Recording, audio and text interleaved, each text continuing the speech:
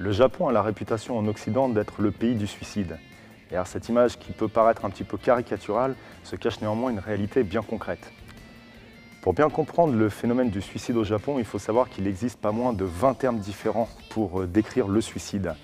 Alors qu'en Occident on parlera de suicide par arme à feu, de suicide par gaz ou par pendaison, les Japonais décrivent le suicide à la fois par le sens donné par ce suicide et par les personnes avec qui il peut être commis.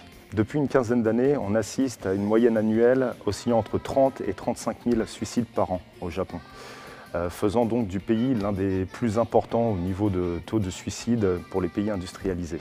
Le suicide touche toutes les catégories sociales, tous les sexes et tous les âges.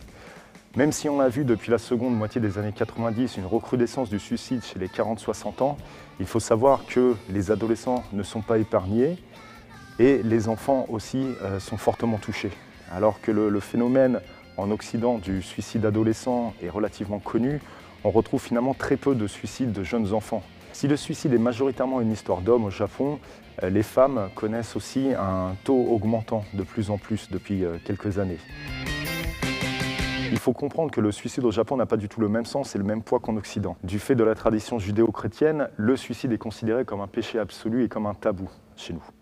Au Japon, il n'y a pas du tout ce tabou, ni religieux. Aucune religion, que ce soit le bouddhisme ou le shinto, la religion nationale japonaise, considère ou émet un point de vue strict sur le suicide. De fait, se donner la mort au Japon n'est pas perçu forcément comme une chose négative. Bien au contraire, en fait, le suicide est considéré globalement comme une méthode honorable pour se sortir de problèmes ou pour faire face justement à l'adversité. Qu'est-ce qui pousse les Japonais au suicide? Alors cela varie beaucoup en fonction des catégories d'âge. Pour les 40-60 ans, il s'agit principalement de raisons liées au travail ou à des raisons économiques.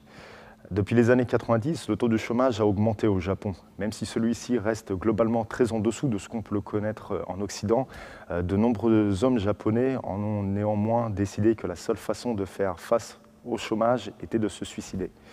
Pour comprendre ce phénomène, il faut savoir que pour les Japonais, le travail, c'est la vie, et la vie, c'est le travail. Pour l'homme japonais, l'inexistence sans travail ne rime absolument à rien. C'est pour ça d'ailleurs que l'on peut voir de nombreux Japonais âgés de 70 à 80 ans travailler encore de nuit dans des petites supérettes ou dans des stations-service. Si cela peut nous sembler aberrant, c'est une conception effectivement totalement différente de ce qu'on peut le connaître en Occident. Chez les catégories les plus jeunes, pour les enfants notamment, ceux qui n'ont même pas atteint l'adolescence en fait, il s'agit principalement de raisons liées à l'école, au poids social déjà qui pèse sur eux. Une lettre vraiment poignante d'un gamin de 10 ans qui s'est suicidé parle notamment de son incompréhension face à la somme de travail qu'il doit effectuer chaque semaine, du fait qu'il travaille plus que sa mère et du fait qu'il ne peut pas du tout jouer. Si on ne connaît pas du tout de phénomènes similaires en Occident, il faut savoir que le poids de l'école est très très fort sur les enfants, qu'il pèse sur eux une volonté de réussite très importante de la part des professeurs, mais aussi de la part de leur famille. Pour la catégorie des 15-35 ans, les raisons du suicide varient grandement. Il s'agit globalement de plus en plus d'une insatisfaction complète vis-à-vis de la vie que ces gens mènent, des options que la société japonaise leur offre, et du poids culturel global qui pèse sur les Japonais. Ainsi, de plus en plus de Japonais se demandent quelle est leur fonction au sein de la société en tant qu'individu. Étant donné que la société japonaise fonctionne non pas sur l'individu mais sur le groupe, il est très difficile pour des jeunes, notamment qui sont de plus en plus influencés par l'Occident et donc par le poids de l'individualisme, de trouver leur place au sein de cette société où le groupe prime avant tout. Plusieurs phénomènes très inquiétants se sont développés aussi depuis la dernière décennie. Notamment, on pense en particulier aux suicides des groupes, les suicides faits via Internet. Alors, le premier cas remonte à l'année 2000, où plusieurs personnes s'étant rencontrées sur Internet, qui ne se connaissaient absolument pas, ont décidé de se retrouver dans la vraie vie pour se suicider ensemble. Le phénomène n'a pas cessé de grandir depuis 2000 et on compte actuellement plusieurs centaines de cas de personnes n'ayant aucune relation les unes les autres, se retrouvant sur des chats ou sur des sites spécialisés sur le suicide, discutant les unes les autres de leur insatisfaction avec la vie et des moyens de mettre un terme à ce poids. Le gouvernement japonais et la police ont interdit de nombreux sites traitant du suicide et poussant plus ou moins volontairement certaines personnes à se retrouver et à se suicider ensemble. Si de nombreux sites ont été fermés, étant donné la nature même d'Internet, il est impossible de faire le tour de tous les chats, de tous les nouveaux sites qui émergent chaque année, permettant à ces personnes de se rencontrer. La nature même de ces sites est très discutable. Si elle sert effectivement de point de ralliement pour des personnes cherchant véritablement à sauter la vie, il sert aussi d'exutoire pour des individus qui cherchent avant tout à faire entendre leurs cris dans une société qui ne veut pas entendre leur voix. Néanmoins, il est évident que sans ces sites, un grand nombre de personnes s'étant rencontrées sur Internet n'auraient pas été jusqu'au bout de leur pulsion mortelle. Le suicide par groupe oblige ces individus à se motiver les uns les autres, à se faire une certaine pression. J'y vais, tu dois aussi venir avec moi. Si on a tout préparé jusqu'au bout, tu ne peux pas me lâcher, qui pousse ces individus qui probablement tout seuls n'auraient pas été jusqu'au bout à sauter la vie. Est-ce que le suicide est une mode? Suicide Club pose un petit peu cette question et on peut effectivement se poser véritablement la question avec le phénomène des suicides par Internet. Initialement, on retrouve un petit peu à la base de tout ce phénomène un livre qui a été un énorme best-seller au Japon, plus de 1 million d'exemplaires vendus, le manuel complet du suicide, écrit par un certain Wataru Tsurumi. Ce livre, que l'on pourrait qualifier de suicide expliqué aux crétins, et donne toutes les possibilités différentes de se suicider afin de ne pas trop souffrir, afin de donner une apparence propre au cadavre, afin de trouver les meilleurs lieux où se suicider. Le suicide en groupe tire beaucoup d'inspiration du manuel complet du suicide, notamment le suicide par brique de charbon, qui est devenu l'une des plus représentatives et des plus utilisées par ces personnes se retrouvant sur Internet pour se suicider par la suite. Dans une pièce close, dans une voiture close, ces personnes allument des briques de charbon et en inhalant les émanations toxiques finissent par mourir. Il s'agit de l'une des morts, soi-disant, les plus propres. Le cadavre est effectivement pas du tout abîmé, les moins douloureuses, et c'est donc devenu l'une des méthodes favorites pour les adeptes du suicide. Ce qui est assez ironique, c'est que pour l'auteur du manuel complet du suicide, la question n'est pas de savoir pourquoi vivre, mais pourquoi ne pas se suicider. Alors, on pourrait se dire qu'un tel adepte du suicide, d'une personne qui vante à tel point le suicide, aurait déjà fini depuis longtemps son existence. Ben non, pourtant, cet homme est toujours vivant actuellement, quelques 10 ans après l'écriture de son livre. Et non seulement il continue à vanter les bienfaits du suicide, mais il a écrit un autre livre et il reste une personne très forte des médias. Tout le monde connaît le seppuku, le suicide traditionnel des samouraïs. L'une des autres formes de suicide très connues au Japon et très répandue, c'est le shinju, le double suicide amoureux, généralement.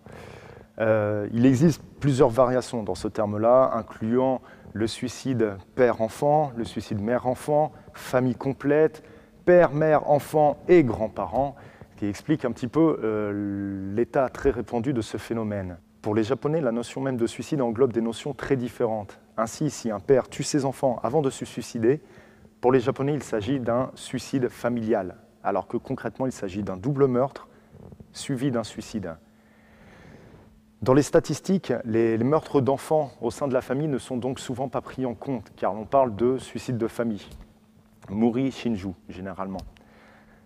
Il faut savoir que ce phénomène s'est de plus en plus développé. Certains journalistes occidentaux, séjournant notamment au Japon, considèrent qu'il n'y a presque pas un jour sans qu'il y ait un nouveau cas de Muri Shinju dans les news au Japon. Le mythe le plus connu au Japon concernant le suicide est bien sûr lié aux samouraïs. Le célèbre harakiri ou seppuku, comme la terminologie plus noble le désigne. Lorsqu'un samouraï était fait prisonnier ou lorsqu'un samouraï décidait de protester contre les agissements ou contre une décision de son chef de clan, il se suicidait donc. Cette forme initiale de suicide était très simple. Il s'agissait de faire une coupe allant de la droite à la gauche dans le ventre. Forme très simple, mais extrêmement douloureuse, vu que le samouraï mettait généralement plusieurs dizaines de minutes, voire d'heures, avant de mourir. Ses tripes étant ressorties de son ventre. Sympathique comme façon de mourir. La mise à mort du samouraï est devenue avec le temps de plus en plus ritualisée, comme les Japonais ont toujours l'habitude de bien tout ordonner. S'il s'agissait donc toujours pour le samouraï de s'ouvrir le ventre de droite à gauche, il était désormais assisté d'un second qui lui tranchait la tête au moment où il s'ouvrait le ventre, permettant ainsi aux guerriers de mourir beaucoup plus rapidement. Petit détail exquis de finition japonaise, il ne s'agissait pas de couper complètement la tête, il fallait couper jusqu'à ce qu'il ne reste plus qu'un petit lambeau de chair permettant à la tête de pendre tout en étant toujours relié au corps. On apprécie toujours les subtilités artistiques des Japonais. Le seppuku a été officiellement interdit au XIXe siècle, ce qui n'a pas empêché, durant le siècle suivant, de voir de nombreux militaires se suicider, notamment après la défaite de 39-45. et le cas extrêmement connu de l'écrivain Yukio Mishima qui en 1970 décidait de mettre un terme à sa vie en se faisant seppuku. Après une tentative avortée de coup d'État dont il savait pertinemment qu'elle n'aboutirait jamais, Yukio Mishima s'enferme avec plusieurs de ses aides de sa célèbre Société des Boucliers et met fin à ses jours. Initialement, il était question que les différentes personnes de la Société du Bouclier impliquées dans cette tentative de coup d'État se suicident. Mishima rejeta totalement cette proposition et n'accepta qu'une seule personne le suive dans la mort. Son assistant, justement, qui devait lui trancher la tête. Cet assistant, selon la rumeur, était aussi son amant, ce qui pose donc la question du double suicide amoureux dans la mort du célèbre écrivain. Pour la petite note morbide, il faut savoir que Mishima se fit trancher la tête aussi par son assistant, mais qui ne réussit pas justement après 3 tentatives infructueuses, et ce fut donc un autre membre de la Société du Bouclier qui lui coupa la tête. En dehors des samouraïs, il est impossible de ne pas parler du suicide au Japon sans parler des kamikazes, ces soldats qui, à la fin de la Seconde Guerre mondiale, se jetaient contre les navires américains pour tenter de les détruire ou d'occasionner un maximum de pertes militaires. Le terme kamikaze signifie vent divin, une référence à ces vents qui, au XIIIe siècle, permirent de mettre en déroute la flotte mongole qui s'opposait aux navires japonais qui étaient alors en nombre inférieur et en train de perdre la guerre. L'image d'Épinal des kamikazes veut que ce soit des soldats qui aient mis volontairement leur vie au service de la patrie. En fait, la réalité est quelque peu différente. Sur les quelques 10 000 jeunes qui vinrent s'écraser sur les navires américains ou qui utilisèrent des mini-sous-marins pour essayer de couler ces mêmes navires, très peu furent volontaires. Il y avait bien sûr dans le tas quelques fanatiques, des militaires qui pensaient que c'était là l'ultime moyen de gagner la guerre. Mais majoritairement, ces jeunes n'avaient aucune envie de mourir, mais n'avaient pas d'autre choix que de subir la pression à la fois du système militaire en place, mais du reste de la société, qui ne pouvait accepter qu'un homme appelé pour se suicider via les kamikazes refuse de partir au combat.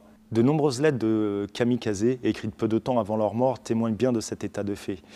Le phénomène est très récent au Japon et ça ne fait que quelques petites décennies que l'on commence à mettre à jour ces lettres où ces jeunes parlent du non-sens absolu de ces mises à mort qu'ils n'ont pas choisies. Ces jeunes, en fait, ne rêvent que d'une chose. Comme tous les jeunes du monde entier, ils rêvent de pouvoir continuer à vivre, de poursuivre des études ou de pouvoir continuer parfois certains amours.